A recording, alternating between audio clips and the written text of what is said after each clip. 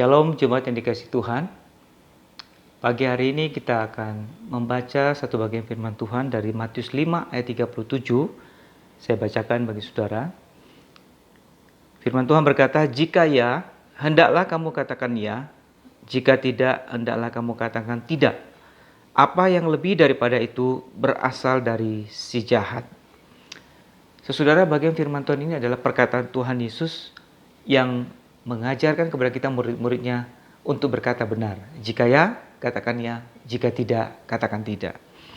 Saudara, di tengah zaman yang disebut sebagai zaman informasi ini, ada begitu banyak berita yang bisa kita dengarkan, yang bisa kita lihat setiap hari. Dan tidak sedikit di antara berita-berita itu yang kita dengar dan lihat itu adalah yang disebut hoax atau berita yang tidak benar, ya. Nah, seringkali dalam berita-berita yang disebut hoax itu apa yang tidak terjadi diberitakan seolah-olah terjadi, ya, sehingga menimbulkan tidak sedikit kebingungan bahkan kepanikan. Sebagai contoh misalnya beberapa waktu yang lalu ketika masyarakat mendengar berita bahwa akan terjadi satu kondisi di mana kita akan di lockdown sedemikian sehingga orang tidak dapat lagi berbelanja. Nah, hal itu menimbulkan kebingungan dan kepanikan sehingga orang berbelanja secara berlebihan. Nah, begitu juga sebaliknya kadang-kadang hal-hal yang benar diberitakan seolah-olah tidak benar. Pihak yang benar bisa diberitakan seolah-olah menjadi pihak yang salah. Sehingga tidak sedikit kita sebagai masyarakat mendengar berita yang membingungkan dan tidak sedikit juga orang tertipu dengan berita-berita palsu itu.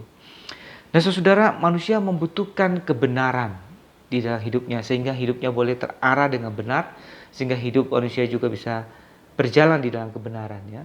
Nah, Tuhan Yesus menyampaikan kepada kita bahwa sebagai murid-murid Tuhan Yesus kita diminta untuk berkata-kata benar, ya.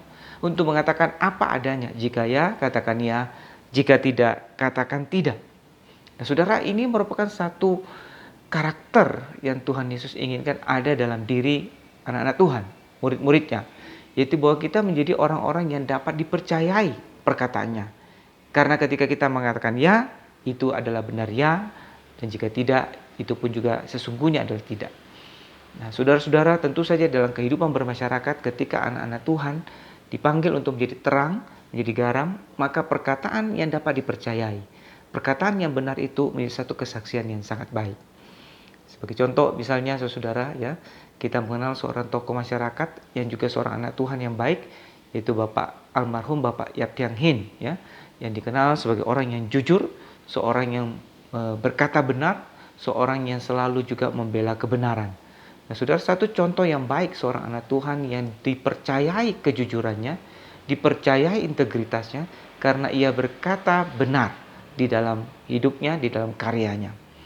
Nah, saudara, Tuhan Yesus juga mengajak supaya kita setiap murid-muridnya senantiasa berkata benar di tengah kehidupan kita. Nah, saudara, di dalam perikop yang tadi kalau kita perhatikan lebih lengkap, maka Tuhan Yesus juga melarang ya murid-muridnya untuk bersumpah, ya. Nah, saudara, artinya pada masa itu ada satu kebiasaan yang masyarakat Yahudi pada masa itu untuk bersumpah. Untuk setiap kali mereka membuat satu pernyataan, mereka berusaha memperkuatnya dengan menyampaikan satu sumpah di dalam pernyataan itu.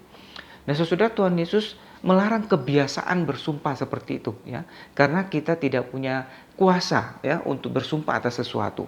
Nah, saudara-saudara, tentu saja ini menjadi berbeda ketika dalam kehidupan zaman sekarang kita harus bersumpah untuk berkaitan dengan masalah hukum, ya, di hadapan pengadilan. Itu menjadi sesuatu yang berbeda. Tapi yang Tuhan Yesus maksudkan di sini dalam jangan menjadi satu kebiasaan di dalam bersumpah, dalam menyatakan satu statement atau pernyataan, ya. Karena sesungguhnya yang penting adalah apa yang kita katakan itu benar, ya adalah ya, tidak adalah tidak, itu seharusnya sudah cukup. Nah, sesungguhnya orang yang diminta bersumpah menunjukkan satu ciri bahwa orang itu tidak dipercayai perkataannya, sehingga dia dipaksa bersumpah untuk menakuti hatinya supaya jangan dia berdusta. Nah, anak-anak Tuhan yang senantiasa berkata benar, ya adalah ya, tidak adalah tidak, sesungguhnya adalah pribadi yang harusnya dapat dipercayai. Sehingga sumpah itu sendiri menjadi tidak ada artinya, ya. Pribadi yang dapat dipercayai seperti itu lebih bernilai daripada sekedar sebuah sumpah yang diucapkan secara sia-sia, ya. Nah, karena itu saudara, sebagai anak-anak Tuhan, Tuhan Yesus mengajarkan kepada kita untuk berkata benar. Ya, katakan ya. Tidak, katakan tidak. Sehingga kita boleh menjadi pribadi-pribadi yang dipercayai di dalam perkataannya. Sehingga perkataan-perkataan kita itu adalah satu perkataan yang membawa kebenaran.